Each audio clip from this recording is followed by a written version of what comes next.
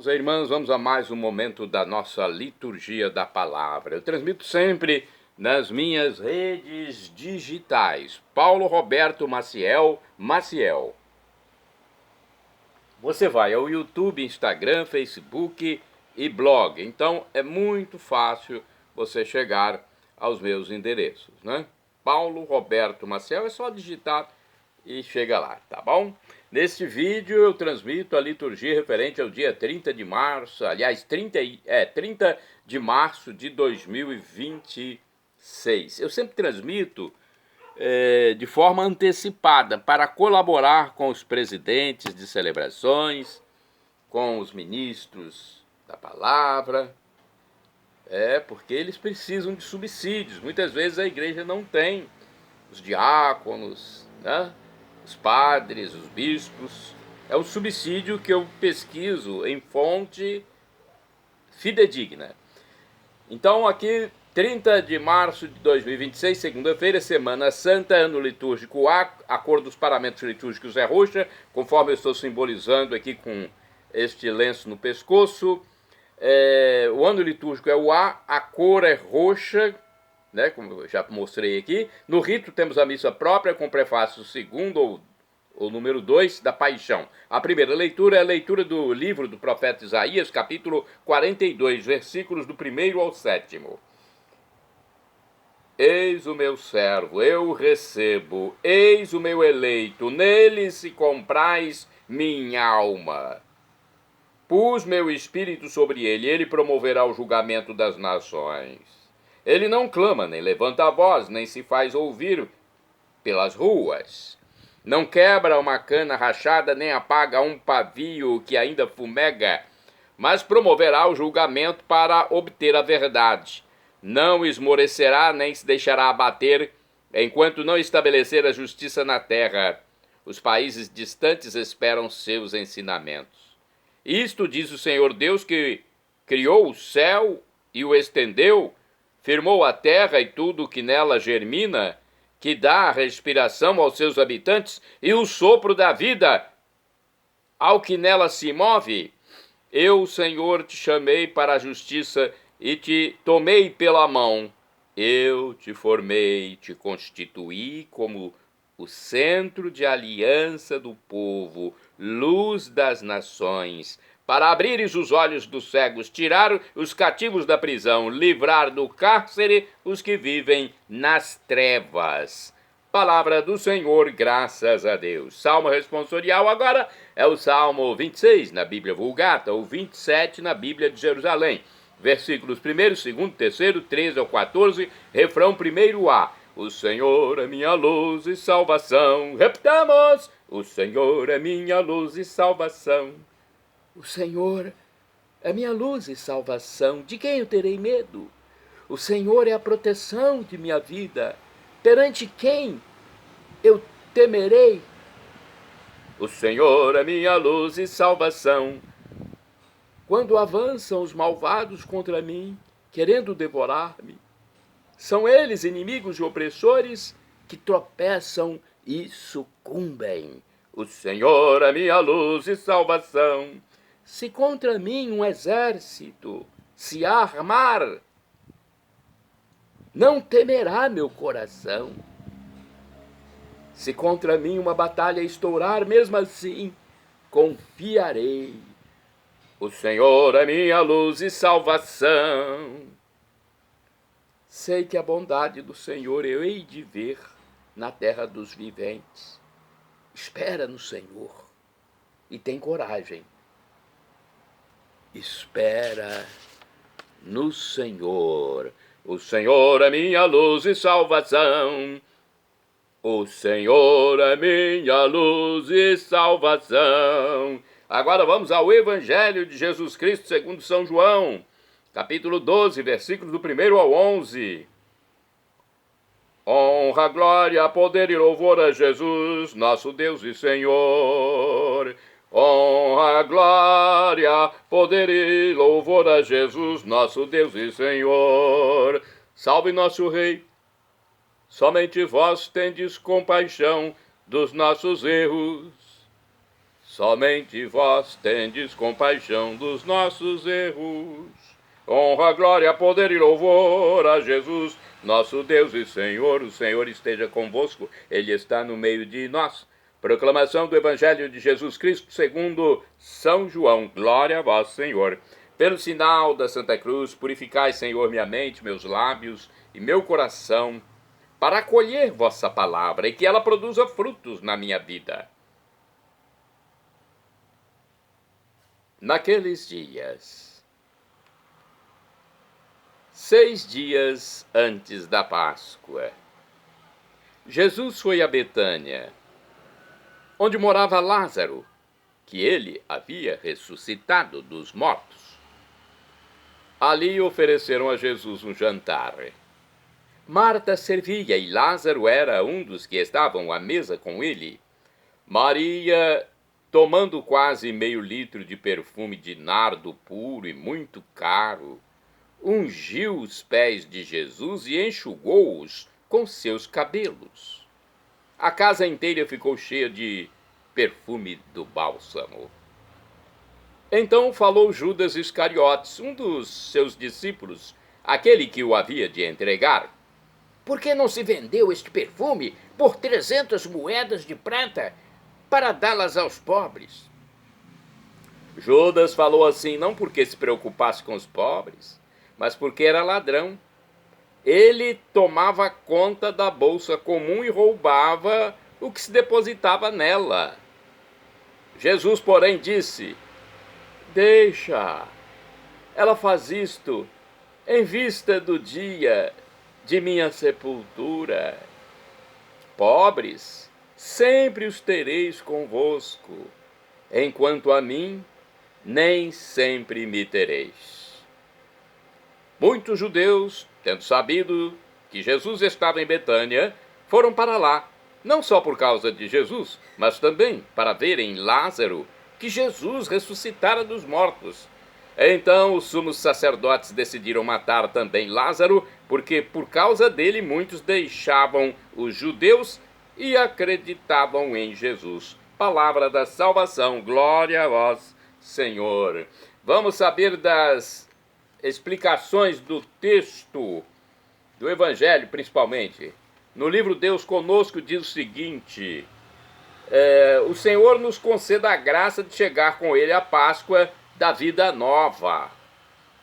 Jesus aproxima-se das pessoas e faz comunhão com elas, como está presente na casa de Lázaro, que o havia a quem ressuscitou. Jesus ressuscitou Lázaro quando já estava enterrado há 4 dias. O gesto generoso de Maria, que coloca perfume nos pés de Jesus, é interrogado por Judas, que tem outros interesses. Porém, o perfume faz exalar a vida daquele que se entregará por amor a nós, para a nossa salvação. Maria ungiu os pés de Jesus, Maria de Betânia, e enxugou-os com seus cabelos. Maria não apenas acreditou em Jesus, não apenas o amou, manifestou sua fé, seu amor, com sua linguagem de mulher. Derramou nos pés do mestre o melhor perfume que conseguiu e enxugou-os com seus cabelos. Não precisou dizer nada, mas disse tudo com seu gesto surpreendente. Então, já pensou? É uma manifestação da época. Enxugar os pés de uma pessoa é adorar a pessoa, como ela fez com Jesus. Aqui no livro Dia a Dia com o Evangelho também temos uma reflexão sobre este texto. João 12, versículo do 1 ao 11.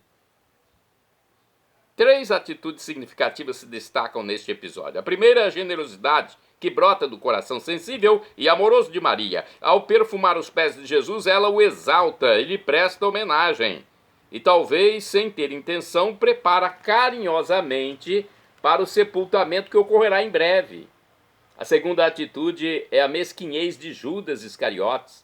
Desdenha o gesto de Maria e se revela mentiroso, insinuando que seria melhor socorrer os pobres com aquele gesto. Na verdade, Judas queria roubar o dinheiro.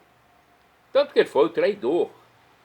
Jesus deu chance até o fim para que ele se recuperasse dessa maldade que tinha no coração. A terceira atitude é a intolerância dos chefes dos sacerdotes para com Jesus. Estão de tal modo apegados à ideia de morte que querem matar não só Jesus, mas também Lázaro, a quem Jesus havia ressuscitado dos mortos. Resumo: muitos judeus, por medo, se afastam de Jesus, enquanto muitos outros, mais corajosos, acreditam nele. Vamos lá agora a mais uma reflexão do livro Palavra e Vida. João 12, versículos do 1 ao 11. Vejamos o que está escrito aqui. Aparece a figura inquietadora de Judas nesta leitura que lemos, que proclamamos. Mas também o carinhoso e imenso gesto de Maria, Maria de Betânia, a multidão que recorda a ressurreição de Lázaro e os sumos sacerdotes, que estão dispostos a tudo, inclusive a assassinar Lázaro, aparecem também. São alguns dos personagens neste drama da paixão de Cristo Jesus. Poderíamos deter-nos um momento em cada um deles e tentar pensar em suas motivações, temores e esperanças, e depois meditar em nossas próprias motivações, temores e esperanças. Não custa nós fazermos essa reflexão, cada um a seu modo. Vamos aos santos do dia. 30 de março. 30 de março é dia de São João Clímaco. Foi um abade no Monte Sinai. De acordo com o site do Vaticano, João Clímaco, asceta e monge, formou-se no mosteiro de Monte Sinai e viveu mais como eremita, sem jamais se descuidar do próximo. Como abade da sua comunidade, escreveu grandes obras doutrinais, das quais a mais famosa é a Escada do Paraíso. Sua memória litúrgica ocorre em 30 de março. João Clímaco viveu no século VII. Sua data de nascimento é documentada por volta do ano 575 na Síria. Com apenas 17 anos, entrou para o mosteiro de Monte Sinai, tornando-se discípulo do abade Martírio. Ao completar 20 anos, escolheu viver como eremita numa gruta onde por 40 anos estudou, meditou as escrituras e se dedicou à oração. Os monges do Monte Sinai pediram-lhe para assumir o cargo de egúmeno, que é o mesmo que guia do seu mosteiro. Assim, João voltou a viver como cenobita. Neste cargo, demonstrou uma grande sabedoria em matéria de fé, a ponto de sua fama se espalhar para fora dos muros do mosteiro, chegando a Roma. Ao receber o cargo de vigário do Papa em Constantinopla, durante os anos 579, 585 ou 86, manteve contatos amigáveis com muitos padres do Sinai, com os quais correspondia. Poucos anos depois, João deixou o mosteiro e, saudoso da vida eremítica, decidiu retirar-se em solidão, vindo a falecer no ano 650. Sua obra Escada do Paraíso o tornou conhecido. É um tratado de vida espiritual indicando como atingir o amor perfeito. João Clímaco desenvolveu um caminho de 30 degraus, correspondente aos anos da vida particular de Cristo, que se articula em 3 etapas. A primeira é a ruptura com o mundo e o retorno à infância evangélica, ou seja, tornar-se criança em sentido espiritual mediante a inocência, o jejum e a castidade. A segunda é a luta espiritual contra as paixões. Luta espiritual contra as paixões. Isso é algo muito importante na nossa vida. Cada degrau corresponde a uma paixão, indica a terapia e propõe uma virtude. Para ele, as paixões não são negativas em si, mas se tornam assim por causa do mau uso que a liberdade humana faz delas. De fato, indica as paixões, se forem purificadas, revelam ao homem o caminho para Deus, com energias unificadas por meio da ascese e da graça. A terceira etapa do caminho para o paraíso é a perfeição cristã, que se desenvolve nos últimos 7 degraus da escada. os estados mais altos da vida espiritual que podem ser experimentados por quem atinge a quietude e a paz interior. Olha, podem ser experimentados por quem atinge a quietude e a paz interior.